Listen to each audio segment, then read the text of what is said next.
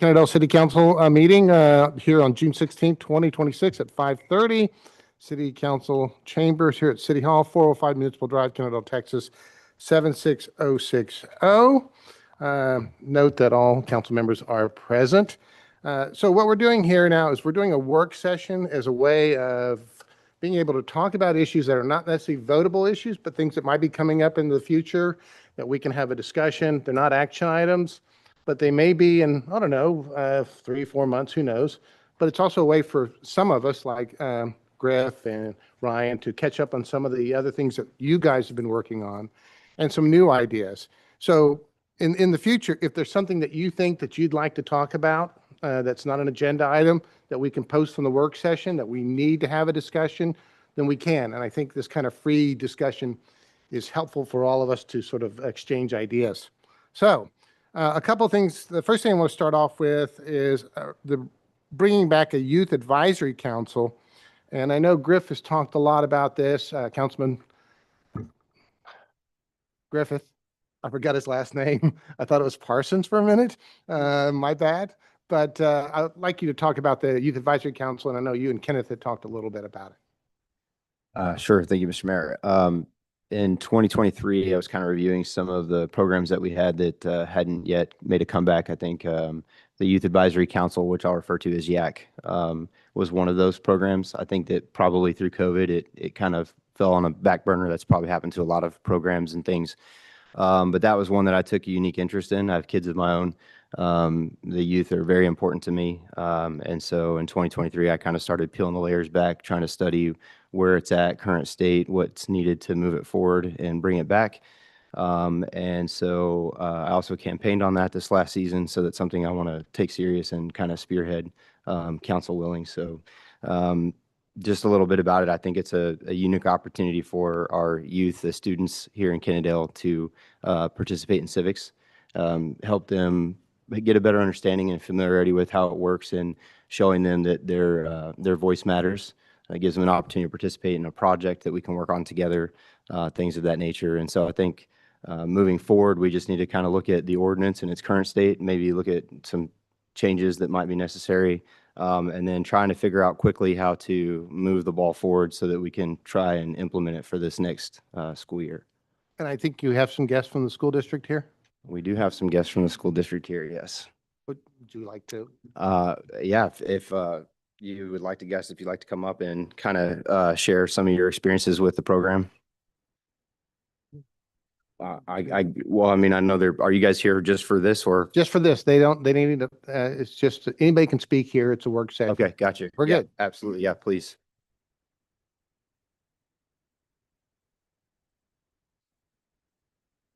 If you'd introduce yourself, yeah.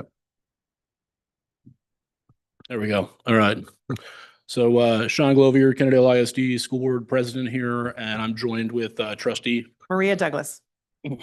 So we have had some preliminary conversations about the Youth Advisory Council and what that might look like. And another thing that we came here today to talk to you about, of course, is the Kennedale ISD City Committee and what that might look like as well. In our time on the board, I don't really think there's been much of this in the past. So it's kind of an exciting opportunity for us to work together and put something together that, brings that next generation into civics, right? I don't know. Want to add anything on that? Yeah, I don't know if I want to add anything necessarily on the Youth Advisory Council, but I think just both of them, I think it's just a great opportunity to be here. I think many of us have talked kind of offline about, hey, how can there be like a little collaboration between city and school board, and talked about that for years. And I think many of us have maybe, had individual relationships with people and kind of but now this is a more formal way to kind of really, work together cooperatively, because they always say, so goes the school, goes the city, so goes the city, goes the school, right? So it really is a great cooperative opportunity to just kind of lay out some topics and ideas and agendas of what's coming with the school, what our perspective is, what the city's perspective is, and how we can just really merge those two and just work more cooperatively. So I know that both of us have indicated that we'd be absolutely willing to serve on that committee. And I think there was some discussion about maybe 3 from the school board side. So there would be one other that would join us. Mm-hmm. But yeah, I'm just, very willing to be a participant, helpful in whatever way possible. Yeah, so we didn't mean to push your agenda along to B, but I know you've got a meeting tonight. we do also have our meeting tonight as well. No, with that, I haven't had as much exposure on the Youth Advisory Council topic. I do want to dive into that, and I would love to work with you guys more closely on that. There has been some discussion from a trustee actually who wants to see something similar done with getting a student board member that would represent some of the student needs and whatnot in the community on our own side of things. So there is interest, I think, that we could make this work and get something going at the high school maybe that would, I've seen some models that they've got a lot of potential. So Well, one of the things that Kenneth and I talked about was I think before it was established, there was 20 plus 25 maybe students that sit on it, and we were looking at maybe changing that and allowing some flexibility. So adding a minimum to 15. That way, in case we don't hit that number, it doesn't pose challenges. But some of the questions I've always had is alongside the school district is the student body that isn't necessarily in the public school system. So the homeschool students and also Fellowship Academy, I'd like to be able to tie them in as well. I think that's important to make sure they get an opportunity to participate. Yes, I'm kidding. Well, the same thing he just brought up. When they originally started Yak back in, I think it was 2016, there was 15 members. In 2019, I think they increased it to 25 members. The last Yak meeting I think they had was probably the end of 2020 during the COVID area. So my suggestion is, as a city council, we probably need to change our ordinance, maybe back to 15, and then see how many kids we can get, and then maybe change the ordinance to where we can have a minimum of 15 and a maximum of 25. And then we won't have to come in and change it, because we've had 4 different ordinances on just the Yak. And I think if we can just streamline the ordinance, and that way we can, instead of every year coming in and changing it, increasing it, or I think we ought to start at 15 and just change it to 15. And then as it gets bigger, we'll start adding more members. But we just need to word it to where we can add more members. Also, another thing to collaborate with you all on is the timeline. I think in its current state, it was June 1st is the start. And obviously we're not going to hit that this year, but we don't want that to prevent us from being able to get started. So we'd like to look at what would be an appropriate timeline that we could target and work together on what works with the school year and keeping them engaged. So that's something that we'll need help with for sure. with that timeline starting in June 1st, is that with people that have been selected in the previous school year? Is that how Well, long are the terms are set up from June 1st to May 31st. Okay. Obviously, it's past June 1st. We didn't get to start this by the end of the school year. So what I'm sitting here thinking is we'll start advertising it on city websites or social medias. And then when school starts in August, we'll get with the school counselors and see if they can point kids to our direction. Our first meeting will probably be September.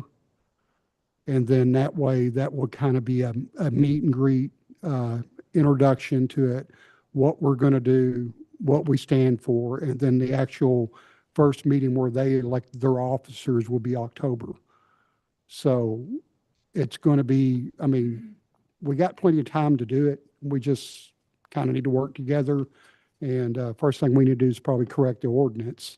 And then we can probably do that next month. And then we'll just start trying to find kids that are interested in doing it. So Will it be posted on the website, or is it something that you can get to us, like what the criteria is, the expectations, and what they'll be involved in, so that we on our end can kind of help, facilitate, advertising that, or however we can assist on our end as well? I think most of that is on our city website right now. It's just the application process is not open.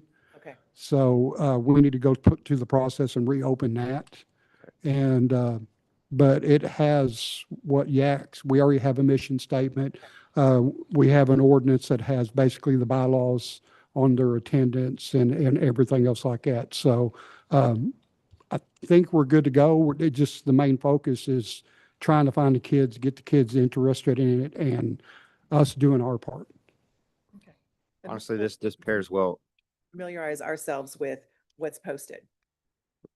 I kind of think it pairs well with the first two items on the work session for now anyways, because I think this is probably something that we can work together on. Having that committee set up, this would be a good thing for us to kind of collaborate on and work together on. The one thing about the YAC is, I think it's actually been around longer because one of the early youth advisory committees designed the roundabout with the Right. with the Wildcat on it. And if you look, you can see their names are on there Yeah. because I think I think David Green was one of the first advisors. Yeah. So Yes. if we're doing a YAC, I want to make sure that that they have a real strong purpose, that they can come to us with ideas that we can execute that would help make them feel a sense of accomplishment and a role in government. My only concern, and maybe you guys can help us with the number, is the amount of, we're dropping to 15. You think that's a low number, but as somebody who's been trying to get Rotary back into the high school for a couple of years, it's just hard to find modern student volunteers. And the ones that do are there's 5 of them that do everything. And so maybe you guys have some input on that. Maybe 10 might be a better start and see if we can get the ball rolling. I just don't think we'll ever get to 15 the first year, just by me, again, trying to get Rotary back into high school. Well, all the information that I've been looking up on it so far is when they first did it in 2013, I'm sorry, that's when the ordinance was done, and up to the last year, on an average, they had 15 kids. They started out with 15. In 2020, they only had 20 kids, and they could go up to 25. So my deal is 15, I think, is a workable number. I think we can get 15 kids with Fellowship Academy, Kennedale ISD, and maybe some kids that are homeschool. I think that's going to be tough just because and I was looking into fellowship as well. It's just tough right now for fellowship in general. And then their high school senior class, for example, is like 6 kids. And then even on the high school side with juniors and sophomores, it's hard to get volunteers to do these clubs. It looks good, but they're doing a lot of clubs. So my Right. concern is just, I would love to get the 15. I'm just not sure we're going to get there. But our ordinance states from 13 to 19 years old. So actually 13 is in 8th grade. Yeah, so we can. So hope for we the might junior be able to find some 8th graders that want to get involved too. I know certain president's daughters around that age. No, it's about that age. She might fall into that. So is there any concerns about moving forward with the YAC and cleaning up the ordinance and maybe bringing it back at a later date? Do I hear any concern about it? Yeah, we can update it to October through September kind of thing. I think that's a good start too. It gets the first 2 months, it's hard again to get these groups to even meet. So usually October is when is best for them to Well, get started. My deal on that, I don't want to change that. This is just going to be a special year. So what we can do is next year, hopefully we'll have 15 kids in YAC, and then they won't be seniors, they might be juniors, and then we can start at the end of the school year saying, hey, do you want to reapply for YAC again? And they can start June 1st, and then we can start following the ordinance without having to change that. Yeah, I think once you get it up and running again, it's a non-issue. I think for this year, we just don't want to wait a whole nother year. We'd rather just adjust the timeline to get it up and running and get it going. And every year they'll have a project that they do. So they need time to plan that. The summertime gives them a little bit of downtime to be able to plan that project out before the school year starts so that they're not losing that. With that, there's, if you think about it, if you change the hard date to October and then you condensed it till May and all the other activities and things they have going on, they're not going to have any time for trying to figure out what project they want to take on. If I'm not mistaken, the roundabout project, for example, I'm sure took a lot more than just 1 year of planning and It did. executing. So, Well, still suggesting a full year, just moving the marker to October so we can get it started this year. That's all I was saying. if you have senior participants and you start in October, Mhm. if you go, you see what I'm saying, on October to September, they're going to roll off in May and be off in college. So they're going to gap out that entire last portion of their. I understand what you're time. saying. So It's just hard to get any of those May groups is going optimum, before I October. think. Yeah. But It's like Just- backfilling. Like I said, I just want to make this an exception this year so we can actually start in September. And then by next year, when we get to June, then hopefully we can have more applicants and we'll have people that are coming back and we can just keep them in there and then add more people. So I don't want to change it, the date on it. I just want to make an exception for this year so we can get it started and not have to wait till June 1st of next year. So that's all I want to do. But Perhaps it's best to think of it like backfilling a trustee or a councilman who has resigned and they don't get a special term. No, I get They that get a part. condensed term. But you understand too, it's hard to get any of these kids to do anything, especially when summer comes. We're lucky to get the volunteers we do for the summer flag program to put them out for their fundraising, but that's even been difficult until this past year. Well, Is there a way with the numbers to kind of leave it somehow the wording general, like generally have a class of 15 or something like that? So again, when you're doing the startup year, yeah, it's a max of 15. If we get 10, we're good. That's a building block to go for 15 the next year. It's a start number. Yeah. Yeah, that's what we're doing. Yeah. Which brings me to the second part that you guys are here. I know Sean had contacted me and had asked for several years to have sort of an informal, non-quorum working group, just of communication between what the school board's doing and what the city council's doing. And there's no action items. There's not a quorum of anything. This is just a working group that could sit and change places for meetings. They can meet here sometimes. They can meet at the your media center whenever that gets fixed. You know, if we were in charge of it, it would have been done by now. I'm sure. I'm just trolling you, Sean. Oh, you're good. You're good. hey, Sean, You want to talk a little bit? Yeah, about that? absolutely. we can actually meet at Whataburger if you want to do that too. We have done that. So I had to laugh. It was during some of the debates in the spring. I overheard Councilman Griffith at the time said something to the effect of wanting to, bridge the gap. And I laughed because I said, we've all said this. At one point, we've campaigned, we've said we were going to do it, and then it just never happens. I think I said it 5 years ago. So I think you said it too. So I was sitting there in that moment. I said, you know what? I think it's about time, depending on how things went. I said, I think it's time to maybe actually do something. So I've kind of put something together here, very basic. And this is really just what I shared with my board a month ago and said I wanted to get with you guys, and I feel like my schedule's been crazy and I haven't had a chance to sit down with anyone and actually have a full-on conversation yet. But for a long time, I've had many of your phone numbers, and now I think I've got all of them. So, I figure we should, get 3 trustees that have includes the board president, and then 2 city councilmen and the mayor together, and kind of a intergovernmental committee where we can work together to, get out ahead of things and not try to play catch up at the end of something when something's going maybe sideways. So I think there's a lot of opportunity here for us to, just be better about it. We're not that big of a community, and I think it's a little shameful we haven't done something sooner. So, and that's not at y'all, or it's everybody. It's all of us. We've all kind of dropped the ball in this. So I think it's just something I'd like to see us do. So I got something, like I said, I'll bring it over for you here.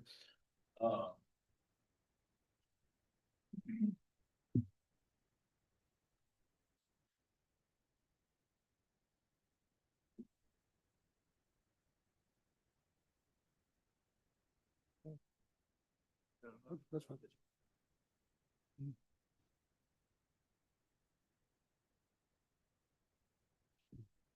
One from the back, made it to the front.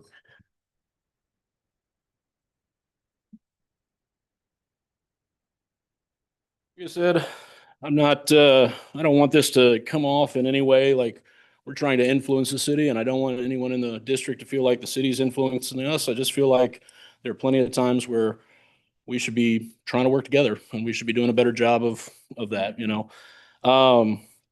it could be anything from any of the things listed under the scope of work here, or any shared projects, or even projects that one of us is doing where, man, it's probably going to benefit y'all too, or us, there's plenty of opportunities for us to, come across the aisle and start working in this way. So kind of just proposed a quarterly meeting, maybe more if there's something that comes up that we think needs to be addressed between those meetings. But, we could, they can be public. I have no problem with that, but just something that gets us having more of an official kind of, sit down and talking and sorry, Mr. Hull, you're going to have to join us too, and so will Superintendent G. But that's it. That's what I'm proposing. So I'm totally open to feedback. None of this is set in stone, and I also realize that we might not solve this right this very moment because, like I said, we've got a meeting to get to as well. So. I guess my biggest question, Sean, on this is how deep do we want to go in this? Is this like just an advisory, or we're going to do an interlocal where it's binding what we vote? Like, what do you foresee this to go? So I think of it more of as an advisory thing, really, because I think if you start binding entities, you start getting into potentially, all the districts trying to impact the city and vice versa. And,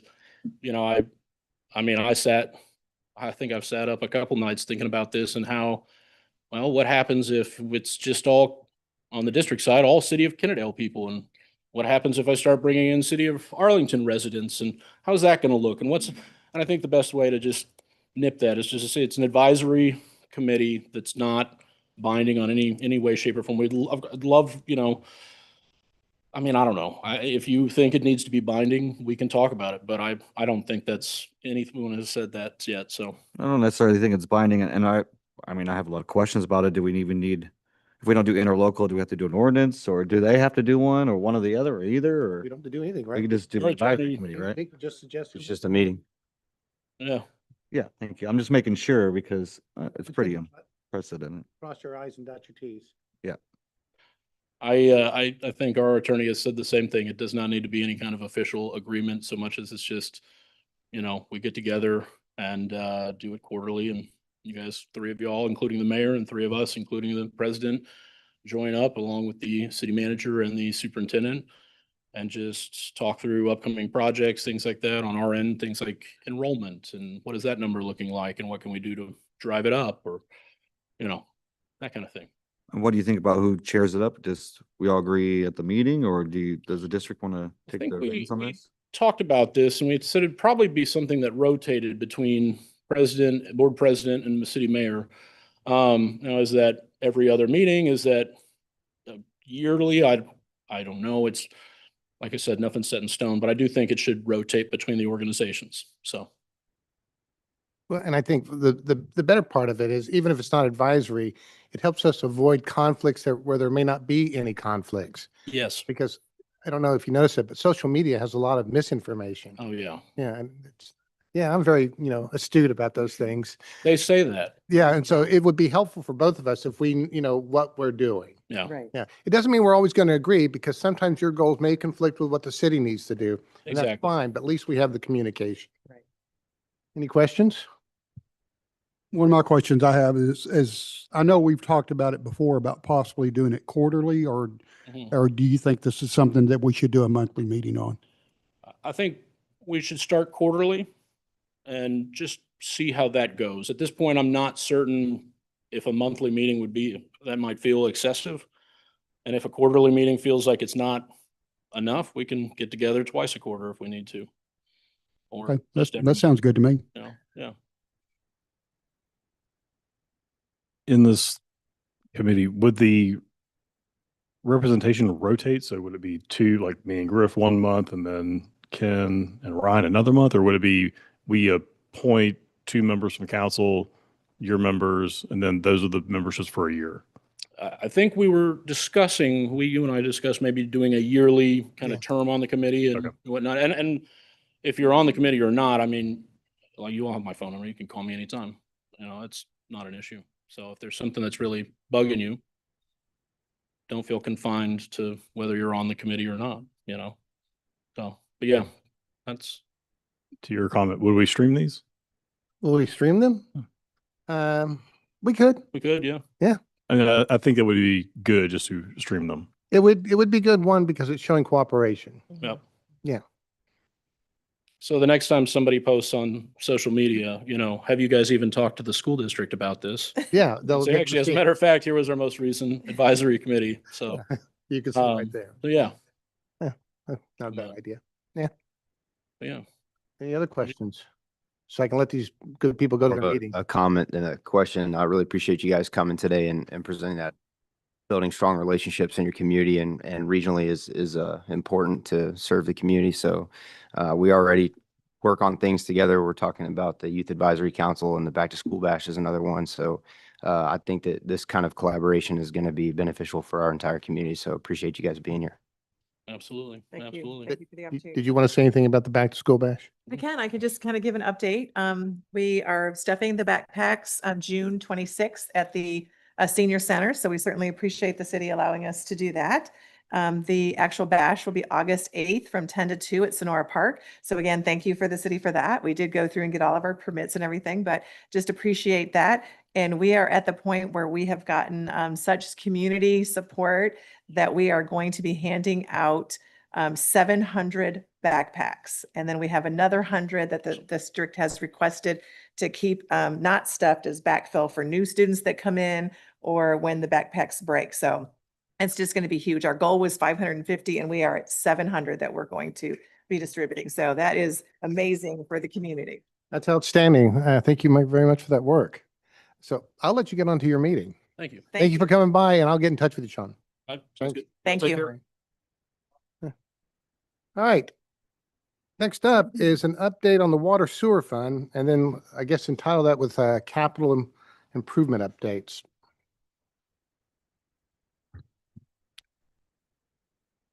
The one item I have to discuss for the water sewer fund, and then I can either stand for questions now or we could save them for the monthly financial presentation. But we did receive an impact fee invoice from the city of Fort Worth that covers 4 previous fiscal years, 2019 through 2023. Based on their audit, we show a total amount due of $119,670.26. I'm told that this is legitimate and we need to pay it. We do have the balance available in the water sewer fund to pay this. But given the dollar amount and the surprise nature of this, if you will, it's more appropriate for us to present it to council so you guys at least know what's going on before we send that amount away from the city.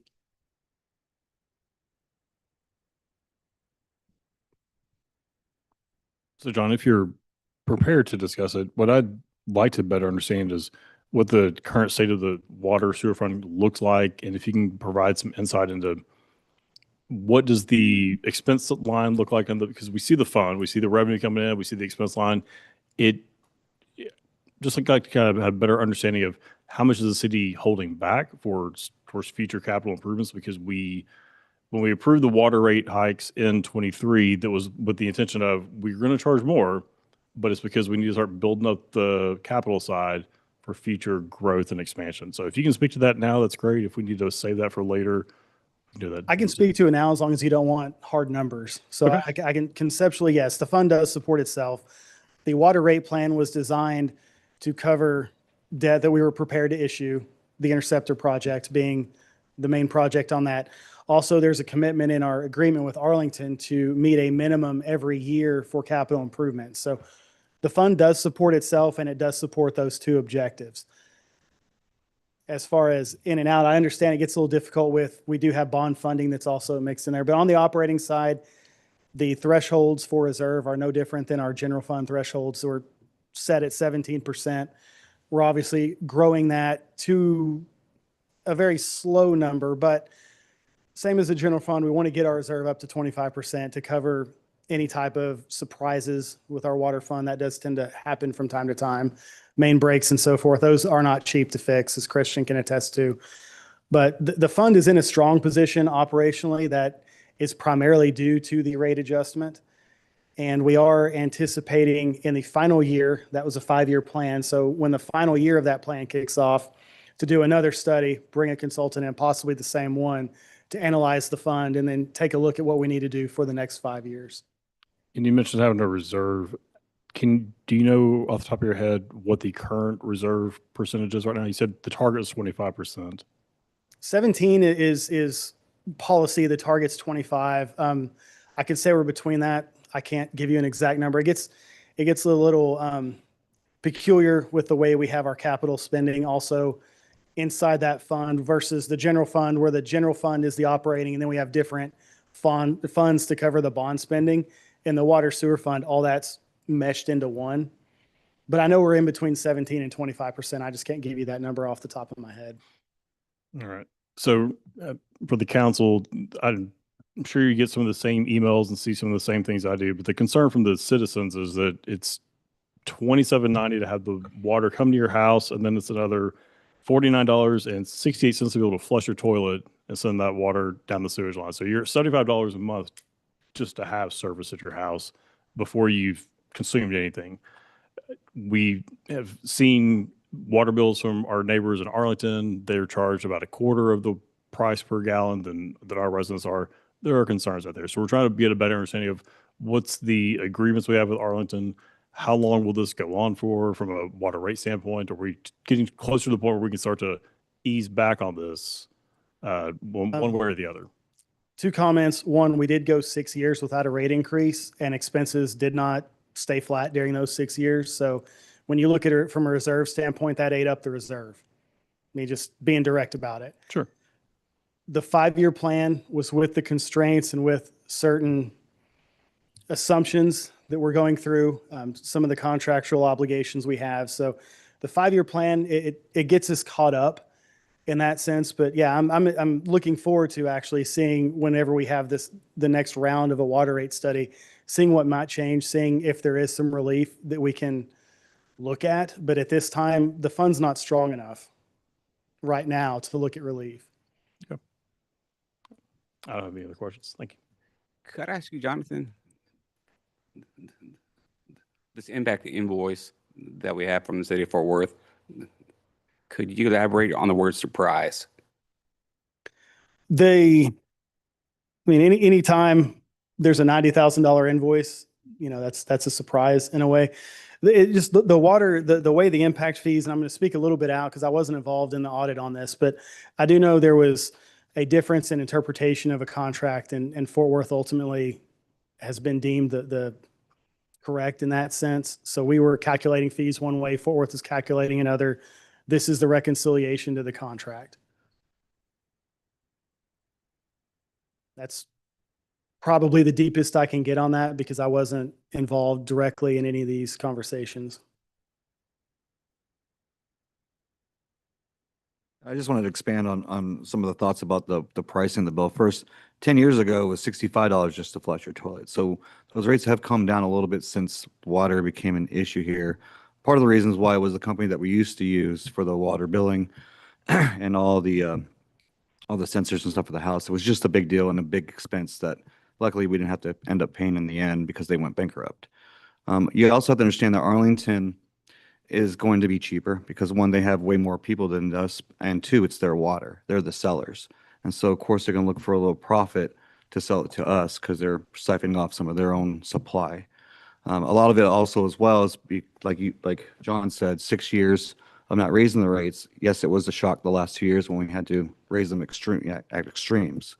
And then on top of that, all the capital improvements that we've done with the sewer system, half the town's getting new sewers, and then we have the new water towers, and those capital projects hopefully we should fix some of the issues like our drainage to the sewer lines. So fixing the sewer lines is hopefully the problem that we've had for the last 10 years of that kind of a black flow, or we're basically paying for rainwater is what the guess is. So we should see what these capital improvement projects of those do, and hopefully in the next evaluation we can bring that down. On top of regionally right now, the conversation about water is who's going to be the next seller, and TCQ is really tight on that right now. But with new reservoirs coming in on the northwest side of Tarrant County, that should hopefully alleviate some of the stuff down here as well. It's just one of the most complex things that I've ever had to encounter, especially us being a supplier ourselves technically still, and the issues that we had in the past. But 6 years of not doing improvements to sewers and water lines and stuff like that, it just caught up to us at this point. I'm hoping and praying that some of the projections we've seen are going to be a little bit less than what we've been told, but I really don't see, as long as we're spending money to fix the system, I really don't foresee this going down. I know it's expensive, but that bill's expensive because we also have our garbage and things like that on that bill as well. But it's in line. It's hopeful for me to see when we went from 2015 $65 to flush my toilet on a 3/4 inch pipe is now down to 49. You said that's at least some hope. And that's because of our population boom when we went to the contract in the last couple of years, is my guess on that.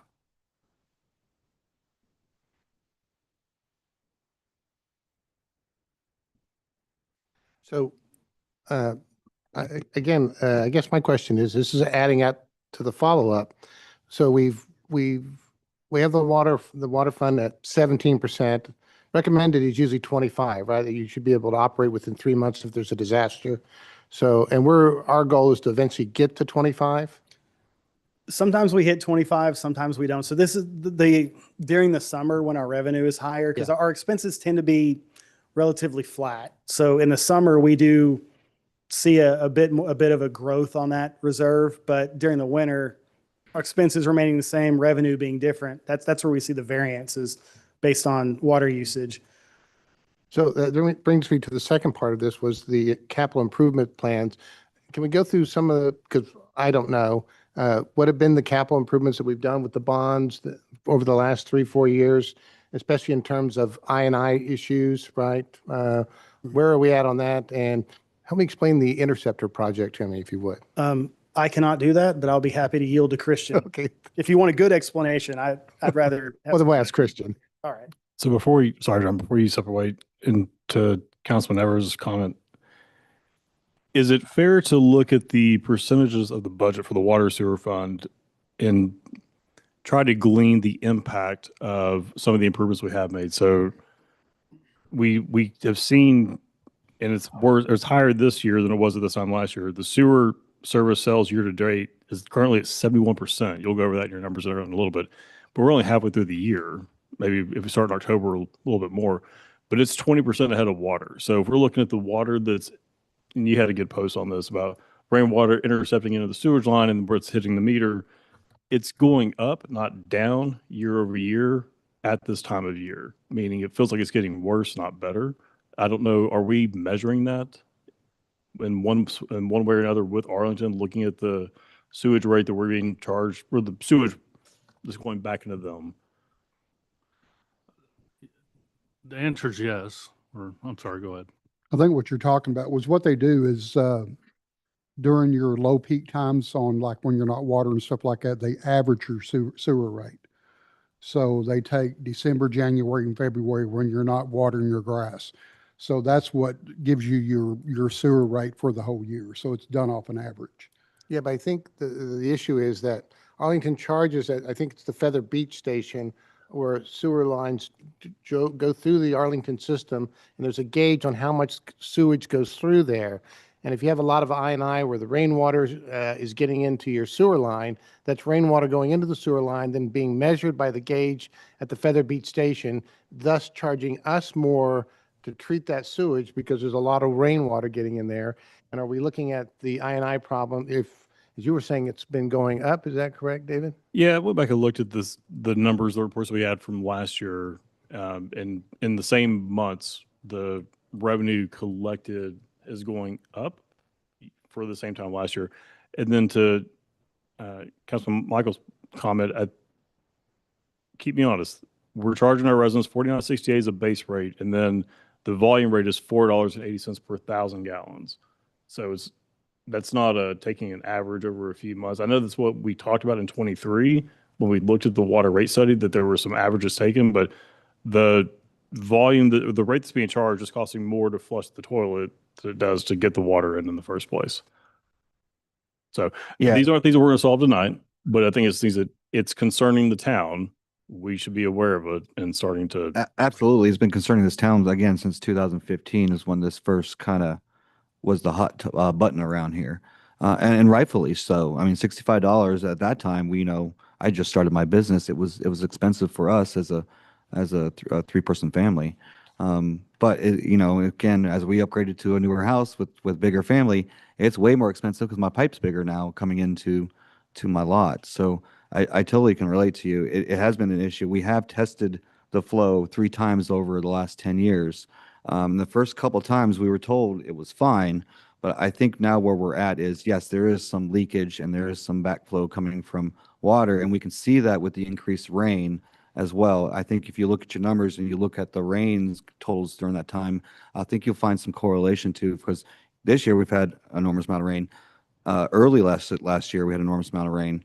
And so, but the dry years, it's kind of been a little bit dip. But that's hopefully what we're fixing right now, right this minute. But we also have to consider that we're possibly going to gain another 2,000 people in the next 5 years in our general area. So, and then the increase of like the hotel, for example, 2 hotels, and that increase as well. I think we're just in a good spot, but it's one of those things we got to check every 3 years, which we are on track since you've been on council. We've made sure that we are going to check these things every 3 years. I don't know if we've checked every pipe because we have some old pipes and you'd be, Christian, be better to address this because we have pipes that were at one point clay. And I don't know where the critical pipe infrastructure that we still need to do. I know we've done work. Where are the critical areas that we still need to work on to clean up some of that I&I?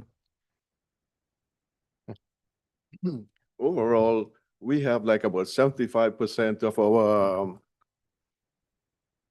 utility infrastructure that's still in bad shape. If you're talking about sewer side, we have about roughly 60% of our pipe is still clay pipe. Gradually, we are trying to upsize and eradicate that. The Interceptor project is one of those because the Interceptor project has about 70% of that pipe is clay pipe, and we're trying to get rid of those, and that's going to get eliminate some of our I&I that we are having. So throughout the city, there is clay pipe. So you're saying about 60 to 70% of our pipes probably have leakage problems or an I&I problems? I&I problems, correct. And under the capital improvements, how much, if we begin those capital improvements from the last bond and in your plans with coming up, will we fix of that? Is we talking about getting 10% out of the way, 20%, or do we have an idea? It's just going to be a minuscule percentage that we're getting rid of. At least with the Arlington, our obligation is to provide 500,000 upgrades every year, and 500,000 is probably maybe 200 feet of pipe. Wow. Questions? So we are making no inroads at all. Christian, remind me, I know the clay pipes, so is there any asbestos leftover pipes, asbestos pipes? We do have asbestos cement pipe, and that's mostly in the water side. Okay. In fact, we just finished a piece that we did on North Road. And I guess we could get into that real quick here, unless you all have more questions regarding the Interceptor project.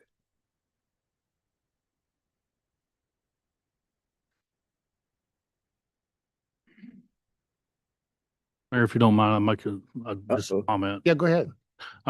When we're talking about the water bill, as we look forward, I would not anticipate that we're going to have a drop in our rates. I don't want to give false hope in that manner. As you're hearing, and you'll hear some more, our maintenance is not going to stop. So I don't want to give a false hope that we're indicating that we may see a savings as we get through this first 5 years, because our maintenance does not stop. It's going to continue. And as you can tell, if we're at 75%, it's still at a clay pipe concept. Although we're chipping away at it, and this Interceptor project is roughly going from Interstate 20 all the way to the Texas Raceway property. So we're looking a little over 2 miles of improvements, and which will help us tremendously. But I just don't want to give a false hope that we're looking in a couple of years that we may be able to come in at a lower rate. I do anticipate we may be able to come in and continue to be where we're at, but not with the hope of dropping the rate. So what I'd like to do is just make sure that we're communicating why the rates went up again, because every October they're going to keep going up. And that's just bad news for some people. But as long as we're messaging, here's where the money's going towards, and telling the story, I think that's okay. I think when people just see the bills going up, and understood there's trash and everything on there, but the numbers I mentioned earlier have nothing to do with trash. That's on top of that. So we just need to, I think, as a council, do a better job of articulating and messaging. Yes, the rates are going up. We're aware of it. Here's why they're going up. So just telling the story. Moving forward, though, it's only 3%. We did our 2-year hike already, 2 years in a row. Yes, Yeah. our substantial increase is we're beyond that at this point. We should see more of a leveled increase if needed. Obviously, we went with a 5-year plan. As we get at the end of that 5, we need to do another 5 to evaluate where we are within our capital expense, our improvements as we go through for the next 5 years. And obviously, that will be a process with a consultant and with Arlington. And also during that next 5 years, the contract we have currently with Fort Worth, there's a possibility that we will be at 100% within our own water and dealing with Arlington only.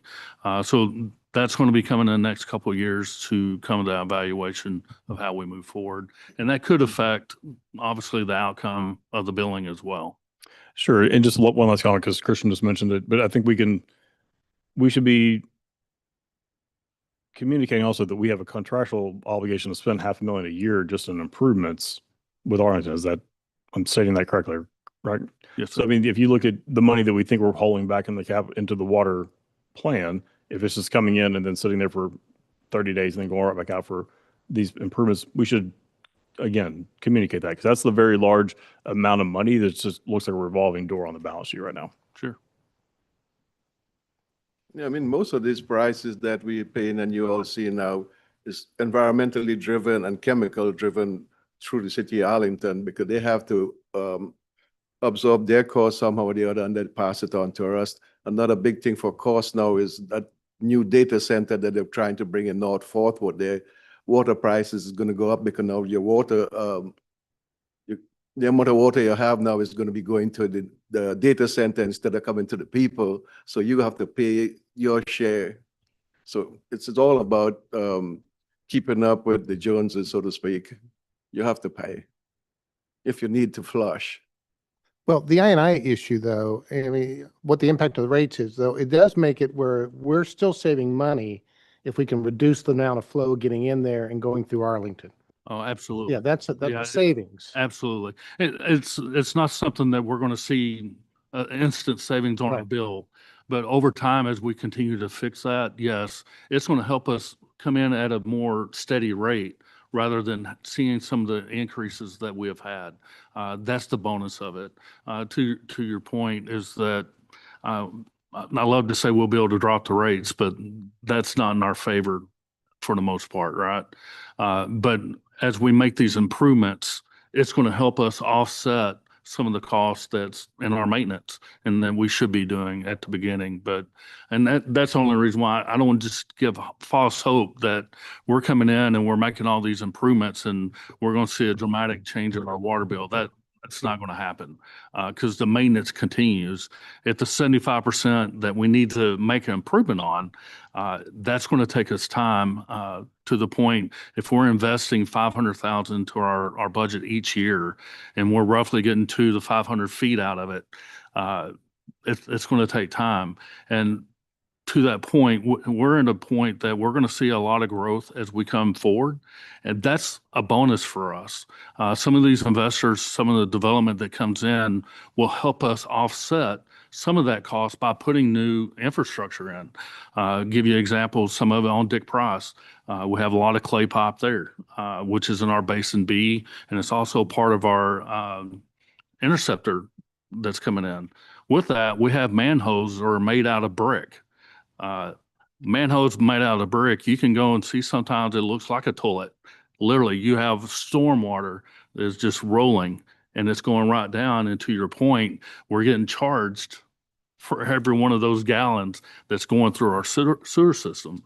So there's things that we're doing that development wise is a very pro to us because they can come in and they fix those infrastructure issues, one for their own development and for their customers that are coming in. So what is the timeline on the Interceptor project? I mean, where are we at? Are we done with the engineering or where are we at on that? With the Interceptor project, we should be finishing design at the end of this year, early January, tentatively going into construction early spring of 2027.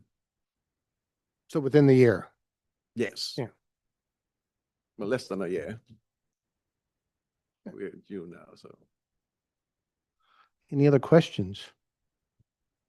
Mine is more or less just a comment. I know we're kind of like in the weeds and the specifics of all the things, but one question I've always had is how these things are captured or aligned with our strategy and planning. So, and I ask that question because during the campaign season, having time to sit and review those things, it appears that a lot of our strategic plans, capital improvement plans, all of those things are dated to some extent. Now, that doesn't mean that some of the data in there is not irrelevant. It just means that if we truly intend to get ahead of some of these things, the best way to do that is to develop a strategic plan to do it. Otherwise, you're always going to be caught trying to react to the market, react to changes, react to developments, react to everything that's happening around us. And I think for a long time, that's kind of where we've been. And that's very accurate. With that, even currently, as we're going through our budget process, you see those improvements that we're budgeting for, right? And that is through our capital improvement plan. With that, we're also been struggling, obviously, with the capital to come in to do a $13 million project, right? Which makes us have to go out for bonds. The bonds rate is where we come in and we're able to make the most improvements. Currently, we're at the Hilltop sewer line, which is also a clay pipe that we're replacing. That's $1 million. That's not a budgeted item for us. We do not have $1 million to go and budget for. So bonds play a huge role as we go in, one, to build our capital to say, hey, in the next 5 years, this is our projections. This is what we're looking at replacing. Currently, how our budget sets, it's hard to plan a 5-year plan when it's outside our scope of, say, $1 million bond or $1 million price tag to improve that part. I guess my point in saying that is that in reviewing this, you're looking at a 17-year gap. So most of these things were published in 2009. Even our strategic plan reads for 2015. That's a vision for Kennedale in 2015. We're 11 years past that.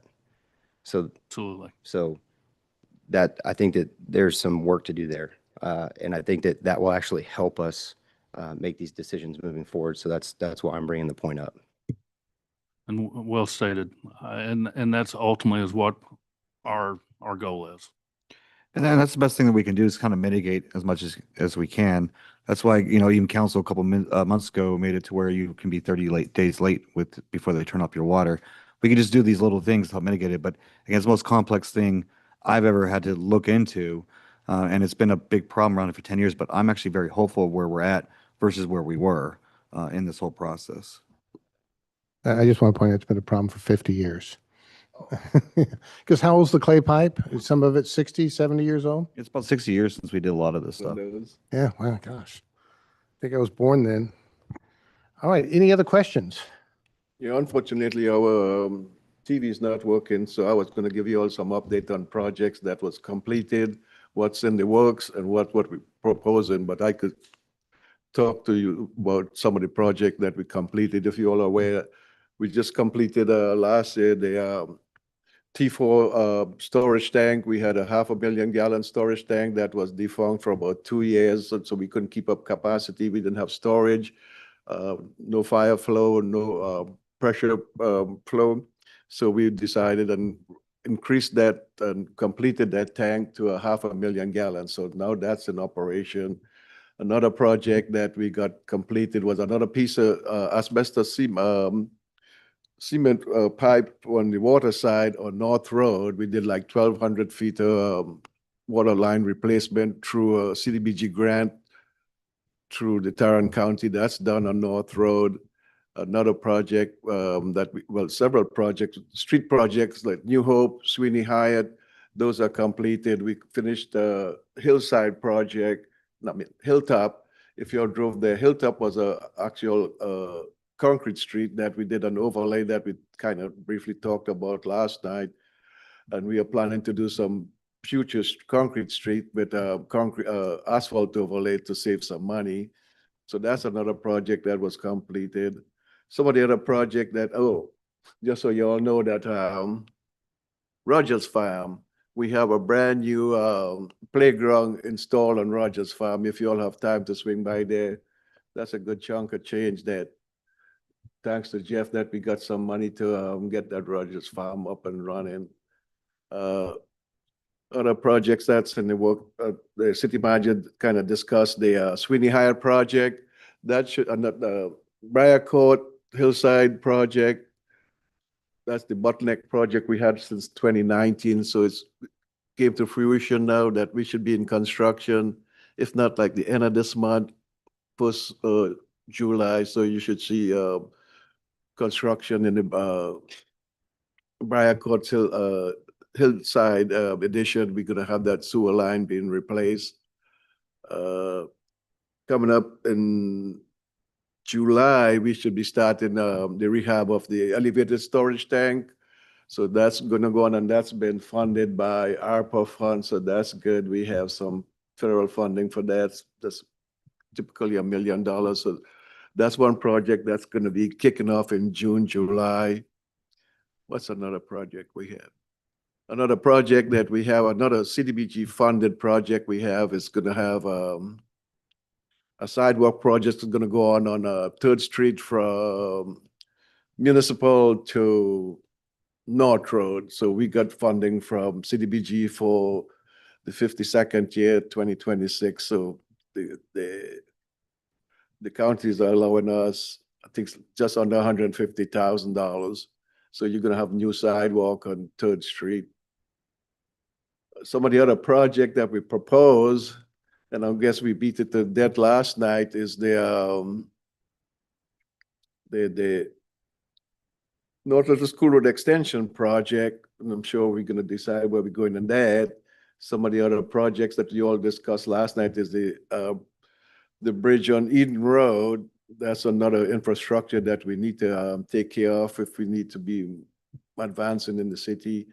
And we have several roads that is in poor condition. We need to upgrade those to at least become better, because soon as we increase and reduce the amount of poor street, all those that's marginal or fair, in another 2 years, they become poor. So it's like we're trying to catch up and we can't catch up. So we need to make sure that we up to speed with replacing streets, be it asphalt or concrete. So we have several streets that we all talked about last night that we want to see done, providing that the council could find the funding for us to move forward with streets that we could remove and eliminate the amount of percentages of poor street that we have in the city. Christian, speaking of street repairs, the work that's going on Sublet now, when do you expect that to be wrapped up? Oh, the concrete restoration, the panel replacement in Kennedale Sublet Yes. by Rogers Farm. In essence, the work is done. The concrete was poured yesterday. Finally, it's finished. For 2 days, we've been pouring concrete. Unfortunately, we can't open the street till 72 hours. So we're looking at late Thursday evening to have that street open, but it's done, but we still have to have it. Was that a repair or was that a?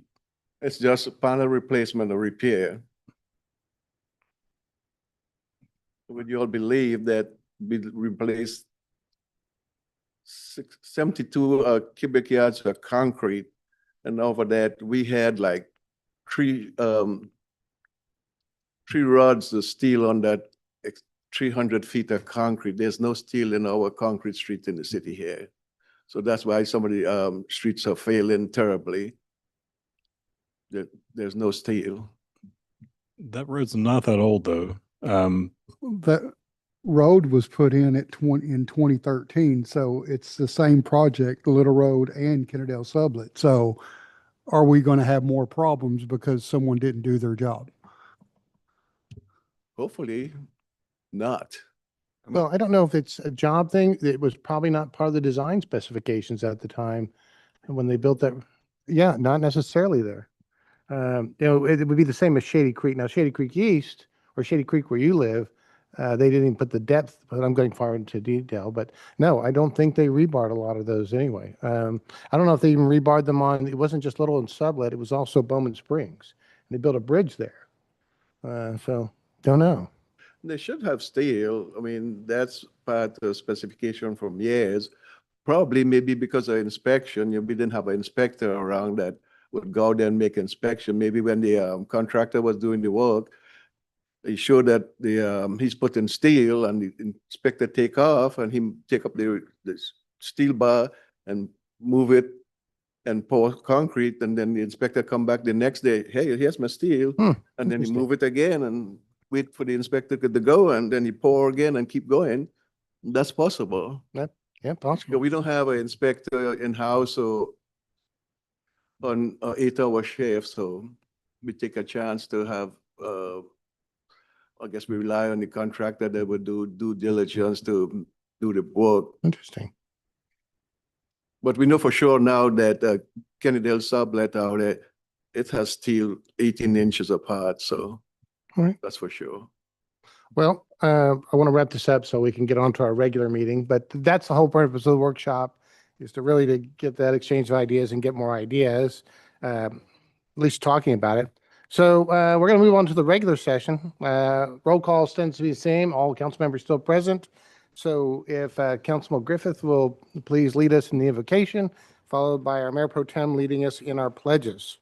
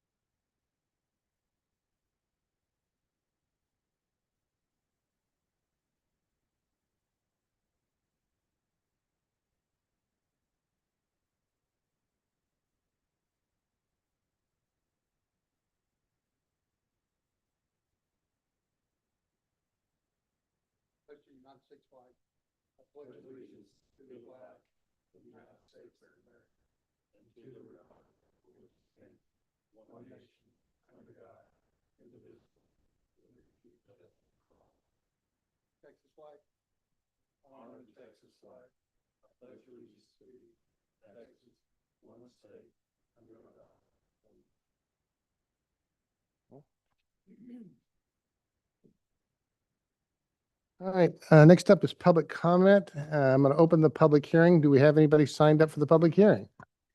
Yes, sir. We have Nicole Brown.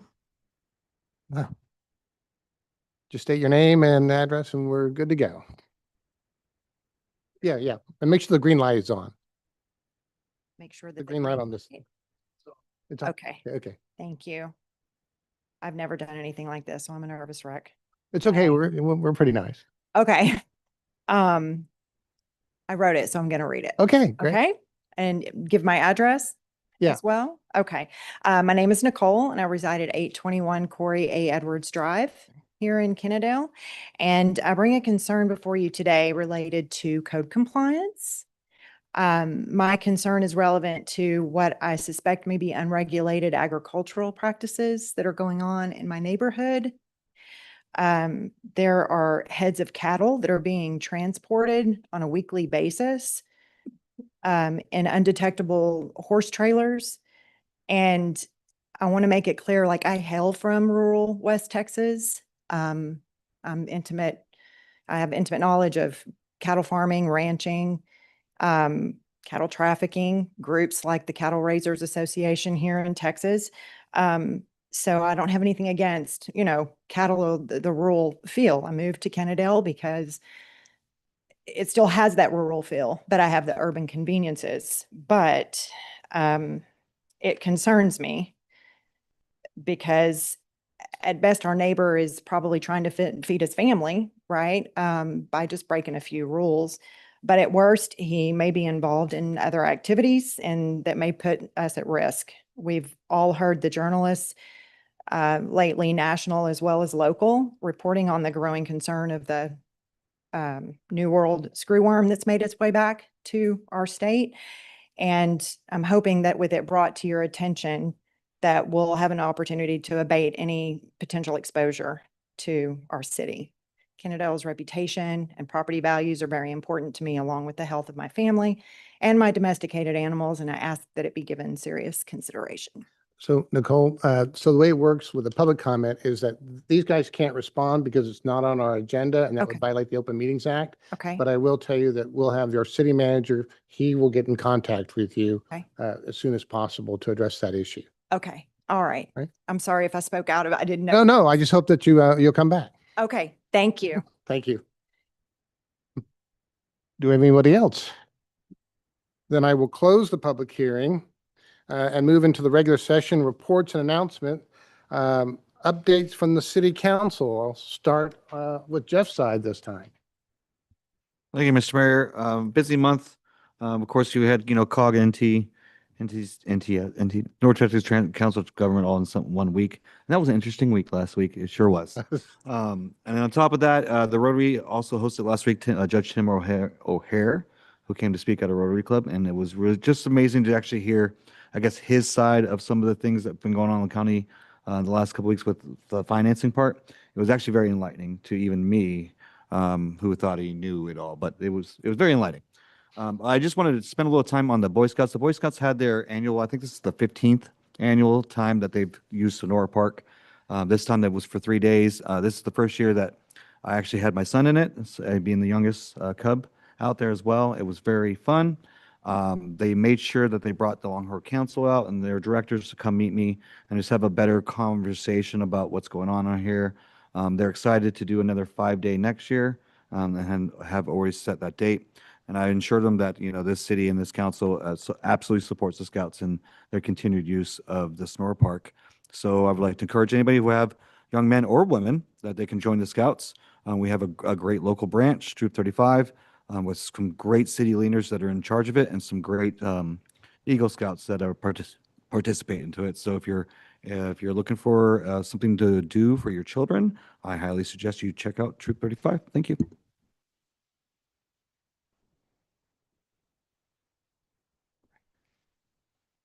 Thank you, Mayor. This past month, I have really been focused on my onboarding process. A part of that was a request to meet with all of our directors, which I accomplished over the past 3 weeks. We had great one-on-one meetings. There was great dialogue, a great opportunity that I had to meet with everyone independently. Had a chance to understand what their dynamics were, their needs, their wishes, their strengths, their weaknesses. That combined with who I am and what I want to bring to the city and how I can best support them as well. And so those were good meetings. I will also bring up Rotary as well. This last weekend, we had Flag Day. This goes back to social media. Could we all remind ourselves at this time that Rotary is a complete nonprofit organization that is ran by volunteers completely. And so these flag programs that we are so proud of and that our city should take pride in, and that these funds raised 100%, they all go towards our high school seniors, directly out of this benefit or this program. And so if your flag is late or doesn't get delivered on time, would you please be polite and show patience, please, because this is being done completely by volunteers that are here truly to serve the overall community and our seniors in high school. And so please keep that in mind. Outside of that, that's all I have. Thank you. Thanks. Well, I went to a couple of meetings. One of the meetings I went to was the Tarrant County Transportation Summit, and the speaker was great. He was actually an astronaut and a Navy SEAL, so I really enjoyed that. Central Texas COG, that was a little different, but it was fun to see what they do. The Carry a Load event that the chief put on, it started kind of small, but I think next year is going to be way bigger than what it was this year, and I'm going to try to walk it. And then Saturday, I attended Juneteenth celebration at the senior citizen put on by Miss Sargent, and It's always a great event that she does. Normally it's, I think it goes kind of back and forth. Once it's an event inside, and then it's a parade, then an event. So I was kind of blessed that it was a indoor event, because it sure was hot Saturday. And that's about all I did. I attended some of the similar events. I was able to make it over to Rotary that day. It was awesome to be there and see some updates, and that club is actually doing a phenomenal job, the flag program. Also attended the Carry the Load. That's something my family and I, as a veteran family, have supported for the last 5, 6 years. So I'm really excited to see that here and appreciate the chief's efforts to bring it to us. And then just a few other things. I did attend the Tarrant County Council of Mayors meeting, the TRTC Transportation Summit, the Small Cities Council, NCT COG. And rather than talking about each of those individually, I just want to make a point that one of the metrics or things that were pointed out at the Transportation Summit was that North Texas has about 250,000 plus residents every year over year. And in the greater area, that amounts up to 1 million. And then in this region, 40% accounts for 40% of all the growth in Texas. So that's just something to think about. I thought that was really interesting. And attending all these different meetings is very eye-opening. One of the things that I'd campaigned on was building stronger relationships, not just here in Kennedale, but also with our neighbors and in the region. I think it's important for us to show up to those and participate in the conversations, because when you get to see the bigger picture and you see how developments are happening, infrastructure is being built, and you see the way it's impacting everyone in the region, it's very easy to get overlooked or to not have a voice in the room if you're not showing up. And so it was just a great opportunity to be there, and I look forward to attending more. So it was a short month for me. We attended the EDC meeting and had a good session there. And I just want to say thank you to Councilman Griffith and everyone else who did the Carry the Load. I think that's a great program we did. And have more next month. All right, updates from the city manager. Yeah, I'm good. I'm tired. Well, we'll invite our fire chief, Eric Pearson, to come up, and he's got some, just say what we have news to share in reference to our fire station. Well, good evening. I don't have a date, but I can tell you it's very, very soon. I'm happy to report that I would say 95% of everything that needs to be done to that station to move in, we're there. If you've driven by, it looks good on the outside. The inside has a little bit of work to correct, as we found on inspections. So we're getting there. And I expect next week we'll be doing our final inspections, starting our walkthrough to create that detailed punch list. And I'm going to say we're moving next week, but I've kind of missed it. What did I tell you? June 1st last month. So we're a little bit late, but we have to do the right thing and get everything corrected. So that's what's currently going on, but we're very close and we're ready. So following that, once we get moved in, I'll come up with a date that we do our ribbon cutting and get that announced. Great news. Chief, I know you're done a hard date, but when you do get closer to a date, if you would share that just on your social media posts, we've seen some questions around, will there be tours for the public to go and see the new facility? People want to go take a look at it. So when you get moved in and settled, I think the public is really excited. Yeah, and I kind of expect that within 2 weeks after we get moved in that we'll establish it, but going to be a good day that day to show it off. Thanks, Chief. Thanks. Also, just want to make an announcement. Unfortunately, Chief Carlson could not make it tonight, but I do want to acknowledge that he is our new police chief for the city of Kennedale. If you see him, congratulate him. He has done an outstanding job. He has served our community for 22 years, and he's obviously has earned this position. And I look forward to working with him in the future and doing a lot of great things as we move forward. Congratulations. All right, up next is our financial reports. I know we touched on some of this already, so I'll breeze through here and then feel free to stop for questions. Our property tax revenues are at 99.9% of total budget. This time last year, they were at 99.3. One interesting thing about this year, if you remember, it's like a 1 month revenue delay where we usually see the bulk of our property tax collections in December, and that was pushed to January this fiscal year, but we have definitely caught up at this point. Sales tax at 46.3%. This time last year, we were at 56, so still close, and we're still on track to hit our sales tax budget number, which was significantly higher than FY25. So we're setting a good pace there. This new figure from last month, the investment revenue, same disclosure as before. This is cash that we have received. It's $124,942, 42% of budget. Part of that, I stress the cash on that. We haven't divested from bonds like we had planned with some of our capital projects. Some of the timing, we were expecting to have spent more capital money on our sewer interceptor project than we had, for example. So we're not taking cash out of our investment plan, which is why I'll say a little bit behind on our cash investment income. It's still earning revenue. We're just not pulling it out and making it available to spend right now. General fund expenditures were at 58.8%. We were at 60% last year. We're 67% through the year, so we're doing a good job of controlling spending. Our reserve number is 45%, currently 166 days. Water sewer, as mentioned, we're 53%, 50% last year, 71% of revenue, 61% last year. That's also reporting a month behind, so we are very much on pace there. Our billing and operations, 64% of budget. This time last year, we're at 70, so we're still looking good there. Much the same, stormwater.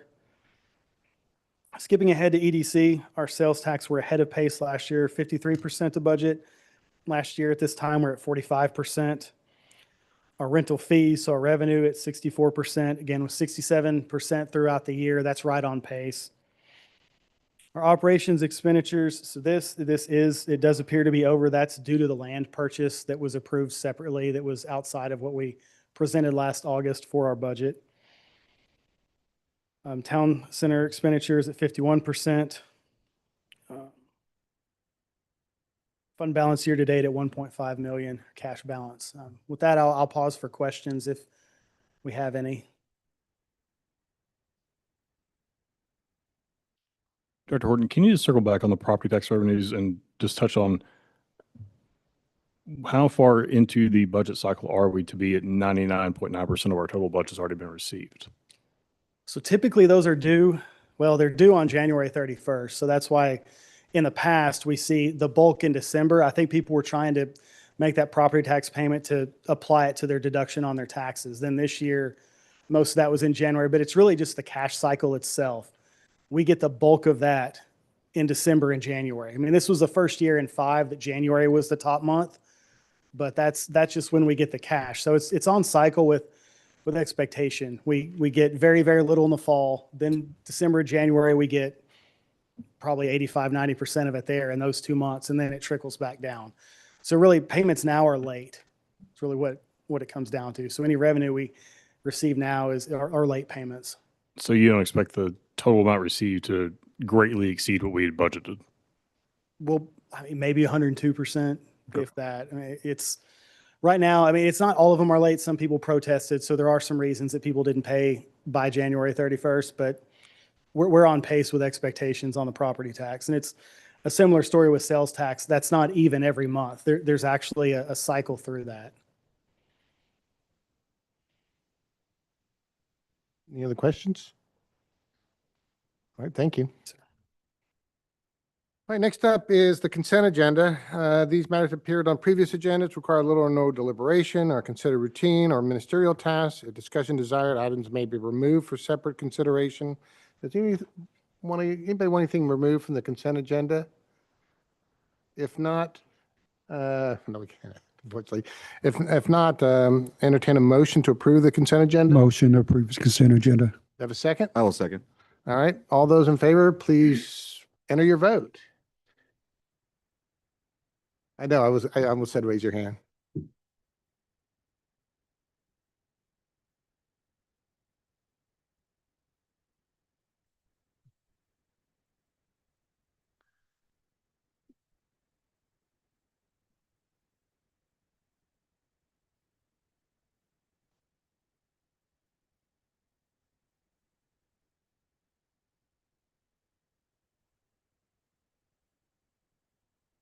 The suspense is killing me.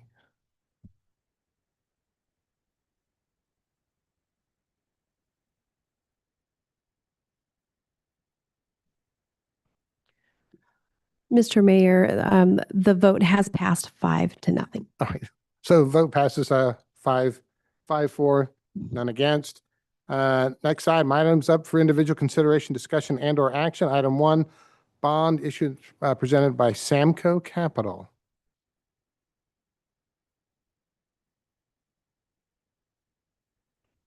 Similar to last night, we'll have Jack give a presentation, and I'll also be here to answer questions as they arise. Mayor, Council, hello again. My name is Jack McCliney with Samco Capital Markets. We serve as the city's financial advisors in their bond transactions. In front of you all, I believe that you have 2 handouts in your agenda packets. They may be printed front and back. The first page at the very top will say 20-year portion on one, and the other will say 15-year portion. Just to make sure we're all on the same page. So we're going to start off looking at that 20-year portion, and we're going to look at this from left to right. Starting in that second column down, the tax assessed, the freeze adjusted taxable assessed valuation, that is the city's TAV, their valuation that they are able to set their property taxes against. That number comes into play as we are calculating the city's tax rate.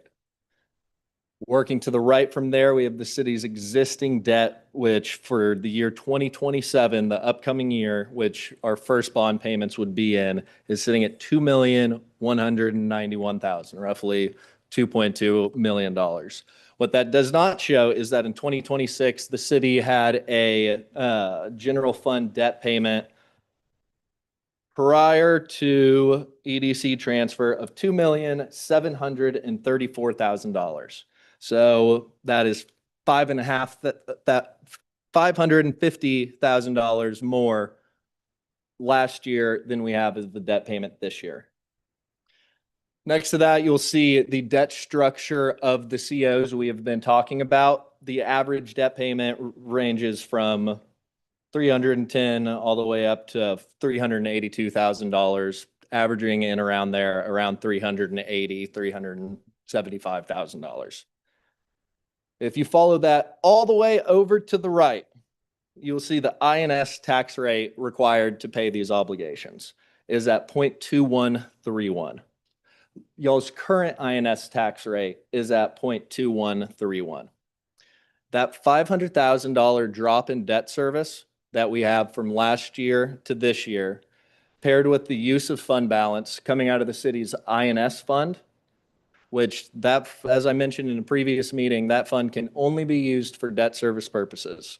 That $500,000 coming off, paired with the growth in your taxable values, along with those INS fund balance transfers, allows for the capacity to very easily service $5 million of debt with absolutely no impact to your city's current tax rate.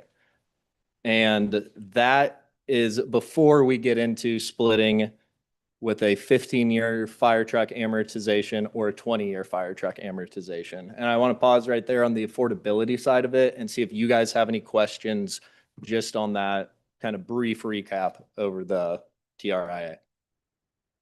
Yeah, one of the questions I have is you had mentioned the valuation. So typically those don't actually publish until what, July? Correct. So what is the current projection you guys are using for that? The projection we're using, that $1,078,000,000 is coming from our preliminary values that were provided by the CAD. Those came out in April's number. In April's numbers, the way we adjusted it for the freeze was we looked at the past values, our past preliminary values, where we were at this point in the year, how the freeze affected us come our final values. And that is how we landed on that 1 billion figure that you see bold in 2027. Just on Councilman Griffith's question. So the final numbers though will come out next month Yes. from TAD? Okay.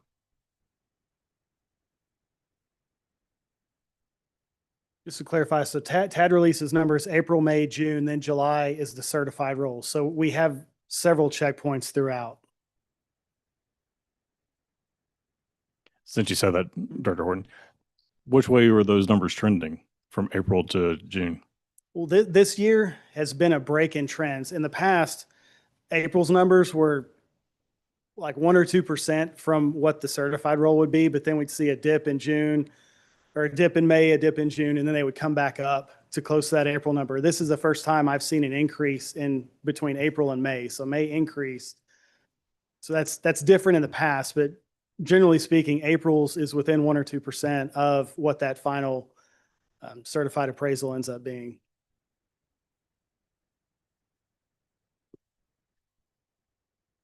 One question I have is since we'll have a final in the next month, is there anything that's pushing us to have to make decisions on any of this right now? Or is this something that we can delay and wait until we have actuals before we have to makes those decisions? Partly. Our final structuring, that can change all the way up until about 2.5 weeks before the sale. We can change the structure of our debt. But tonight, the notice of intention resolution, why we're here today, is just a legal step, a legal obligation in the process of issuing debt. Tonight, if approved, the notice of intention just notifies your citizens that you are not going to exceed in borrowing an amount up to $5 million. You cannot borrow more than that. It will outline the terms of the borrowing as well, stating that you cannot exceed a certain maturity length, but it does not commit you to the borrowing itself. It is just a legal step moving the process forward and does not commit you anywhere along the way to a sale until we come back on the August 18th date.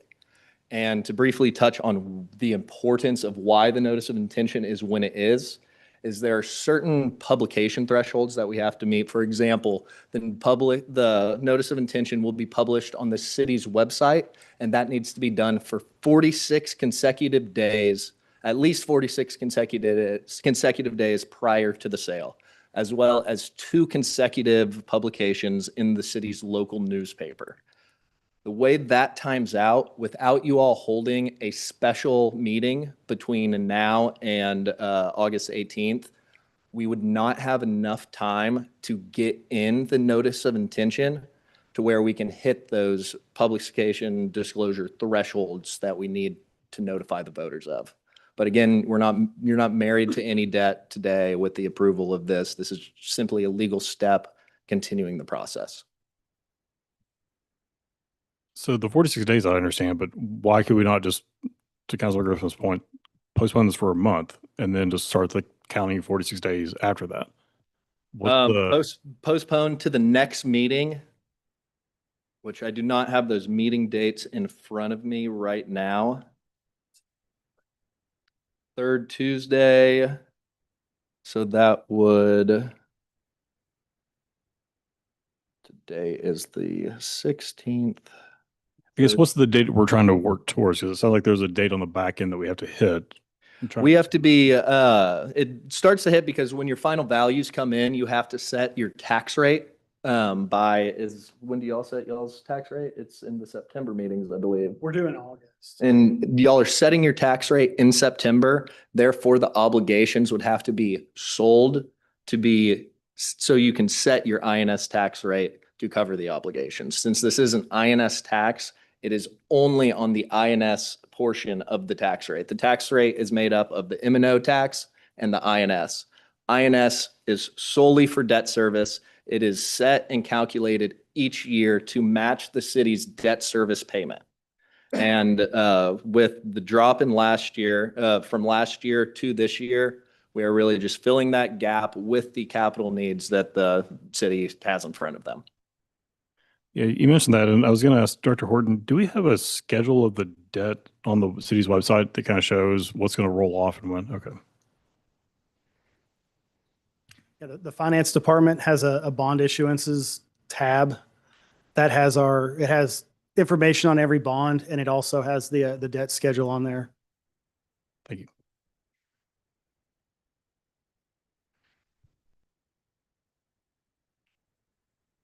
So you're saying that our deadline has to be to issue the bonds before we set the INS tax rate? Yes, sir. The obligations would have to be sold prior to setting the tax rate. To do that, the notice of intention has to be done 46 days prior to setting the tax rate. And therefore, this is y'all's July, the third Tuesday in July is July 21st, and that would not give us the required amount of time to meet those obligations and take it to market with enough time for you all to be able to accurately set your tax rate.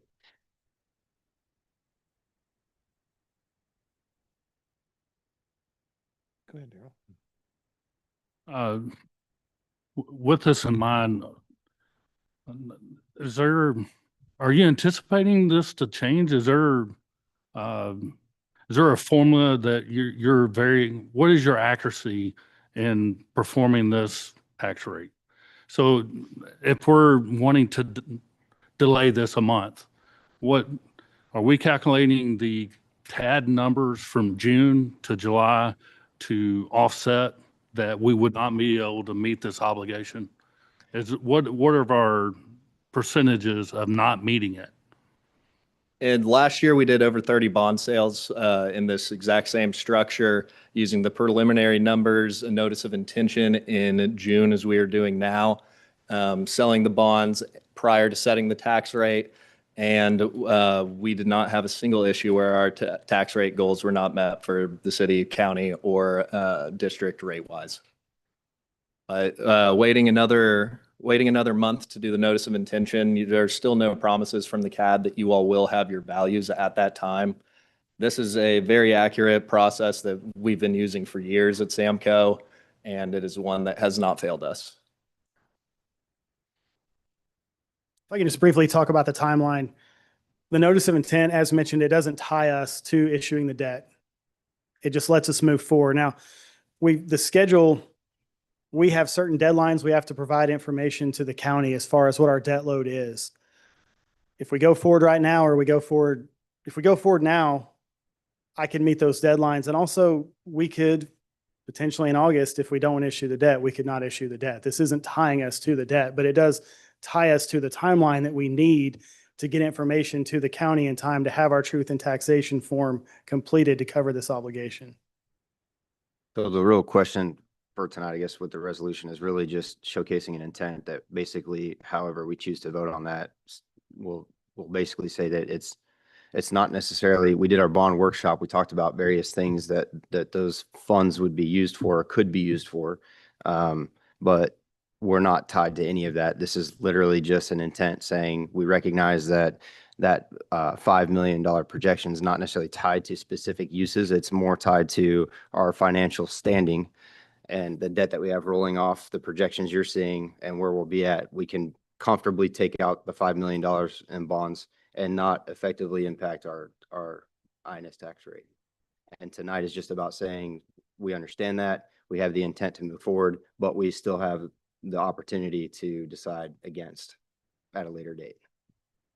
Correct. It is a notification of your voters, getting the word out there that you do intend to go to market with $5 million of certificate of obligation debt. It does outline the projects in that notice, but again, you're not married to the sale. It's just a notification of your So voters. what Yes, would sir. be the deadline that we would have to pop the question and be married to the sale?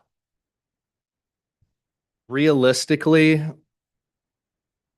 we would have to know by your July meeting. By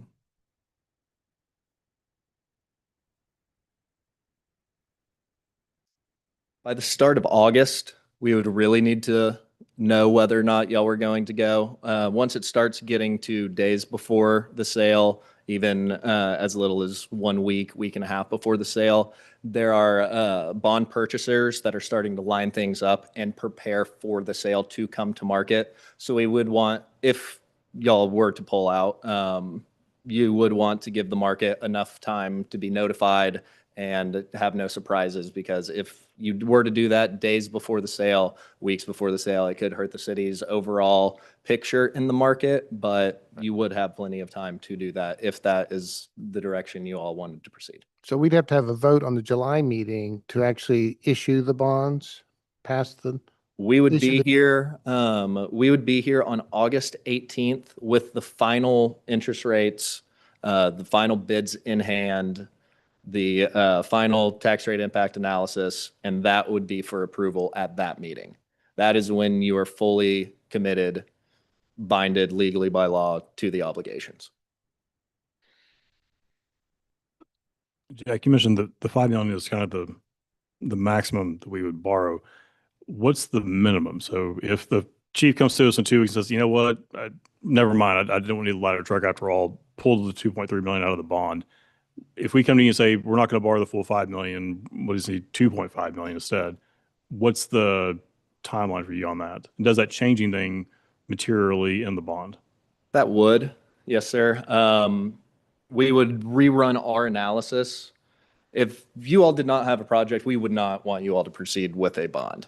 If you guys came to us and said it was only going to be 2.5 million, we would rerun our analysis and see if a certificate of obligation would still be the best avenue to proceed, or we could possibly change that to tax notes if it was at a $2.5 million amount.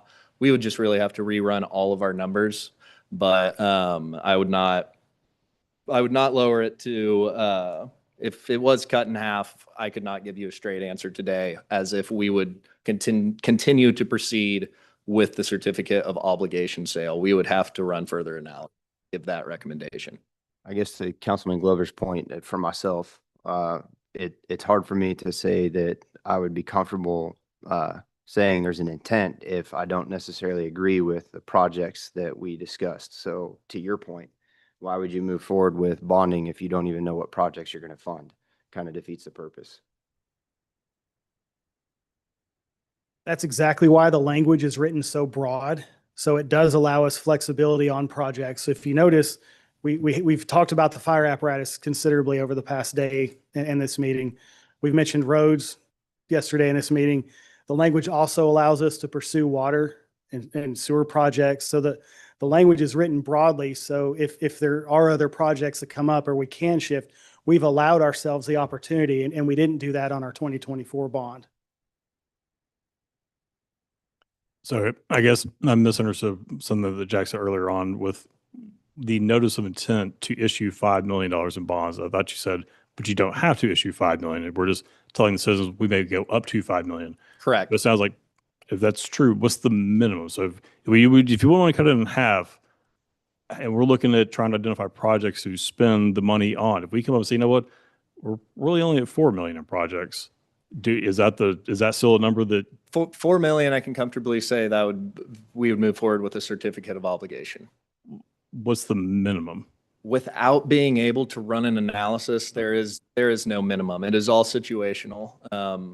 Because we are required by law to give the best financial information to the city. I would have to run the analysis before I was able to tell you 2.5 million would be as advantageous for the city as a CO as it would a tax note. Since I don't have that information, I would have to run the numbers and get back to you on that. Are you comfortable saying that 4 million though is still okay? Yes, sir. Okay, sir. So, in my understanding, you wrote the bond language very broad, but that would still be a council decision on what projects that we would do. Those projects would come to the council and we would vote on the project. Correct. Yes, sir. We've had situations where on the 2023 bond, the language was very broad and it allowed for water projects. 2024 did not. So we've had to shuffle road projects between 2023 and 2024's bond to allow us additional capacity to do water sewer projects. So the idea is to handcuff us as least as legally possible. So we could have flexibility. If, for example, down the line, we get a grant that would cover a water project that the council has approved and we have lined up, we'd be able to we'd roll a different road project or vice versa. The language was just broad, or is broad, to allow us flexibility as we move forward. We also, and we'll talk about this some at the bond workshop, but our grant program, we've been growing that.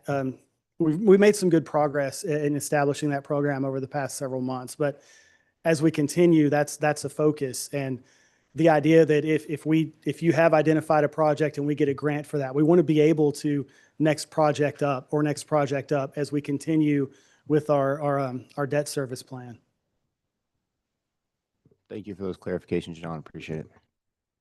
Jack or John, I have a question, please. And this goes back to last night. And just to clarify in layman terms again, no matter what the bond value is that we choose to go with, that's in between the $4 to $5 million value, that is fully obligated. It's not like a home construction loan that you pull from, but rather that is a $4 million loan that, or $5, that is set up front, and we begin to pay interest on day one. Yes, sir. That is correct. Thank you. Yes, Councilman Ray, the idea would be any funds that we don't spend immediately go into our investment plan. So we would invest those funds until the project is ready for us to proceed. So with the truck, we do have an upfront obligation, and then there are or checkpoints where we would have to pay additional as that apparatus progresses. While we're holding that money, it will be invested in our investment program. Thank you, John. Mr. Mayor, if this council has any doubts, I would rather address that now. What I don't want to see is us do the intention and then 2 months from now, we get to the finish line and we say no. We've done that twice before to this company in our history in Kennedale. And it not only doesn't not make us look bad, but it also can hurt our credit rating as well. So if we have doubts, I'd rather get it out in the open right now before we do an intention or a notice to intention. Well, I'm not sure the notice of intention would hurt us. I think it's when we get past a certain threshold that we back out, right? Correct. Yes, sir. Because I know you're right. There have been times where we actually went and started exploring the market and then we backed out. That hurts your credit rating. I believe so. I'm not 100% certain Yeah, on the no. credit impact. I do just know the market impact does start to build up. It can. Yeah, but to my point, I just would rather get that smoothed out now. Because obviously when we do the notice of intention, we make it very public and we get the input from their citizens. Now, before we get there, I just want to make sure that we're, I guess, all on the same page about it. If there's concern or you want to delay, I guess I would like to know why, if that's the case. If they've answered your questions, then great. Let's move forward with the vote. But if we have any doubts, I'd rather nip it in the bud now than a month from now or August. My questions and concerns have been addressed. The clarity with the language and how that works, deliberation on projects at a later date. And again, you have to remember you guys are presenting to a Marine, so sometimes you got to break it down. But the idea is essentially that the $5 million didn't come from these projects that were presented to us, and that's the driving factor behind it. It's actually an analysis on our financial standing, debt that's rolling off, projected valuations, things of that nature. So with all that said, like I said, my concerns and questions have been addressed, so I'm comfortable with making a decision tonight. So my concern with the list of projects, the big one is still Little Road. It's not that I'm not in support of the project. I am. My concern is the timing of the ask of the money. So to repeat what we said last night, we allocated 1.18 million to get to 30%. That hasn't been spent. We don't have the 30% done, yet we're coming back and asking for more funds to get to, let's say, 100%. But one comment I think that Sydney made last night with Friesen Nichols, and Christian, we have to keep us honest, the geos haven't been done on the site either, and that should be part of the 30%. If the land won't even support the weight of the bridge, we have a much different conversation to have. So I would feel more comfortable getting the 30% complete, bringing that back to council, and then letting us look at that and then make the call for the next vote for the next round of money. that's my heartburn on that one. Sure. And we talked about it a little bit last night, of course, but for me, it's yes, we're almost done, like I said, to the 30%, but we're looking on to the next phase. If to me, we're just getting prepped for that next phase, so there's no delay. Because if you know how council, we only meet once a month. So if we get 30% and then they bring it the next month and then we approve something and then we go get the money, we're looking at that space in between. It just delays the project even more. The 30% is almost done. They've been working on it. It's just, it takes that long is what it is. And so we're just prepping for phase two is all we're doing right now with this bond for that, for this part of it at least. That I also just want to add to that. I want to circle back that getting into the weeds of which projects and all that, I don't think is the intent for this evening. And I think there's going to be additional time for us to deliberate on those things and discuss them. And I think that we should. That Absolutely. would be the prudent thing to do. And I'll just, one example I had in my mind that I feel better about now, knowing the language is a little more vague and allows us some flexibility. But we talked about Peggy Lane last night. And Peggy Lane, I think the cost to put a resurface on that was about 130,000. And then in 8 years, having to go back and go, well, we have subsurface infrastructure that needs work as well. So we're going to have to rip it all up again and then invest in that. When asked the question on how much that would cost, it was an additional 3 million.